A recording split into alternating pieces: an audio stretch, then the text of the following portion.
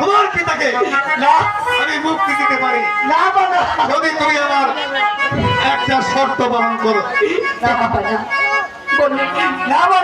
আপনার কি সেই শর্ত? তুমি যদি আমার রহিমকে স্বামী বলে স্বীকার করো, আমার পিতাকে আমি মুক্তি দেবো।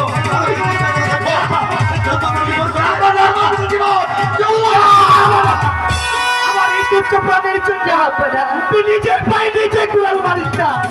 আমার এই তুচ্ছ প্রাণের জন্য আপনার ছেলেকে না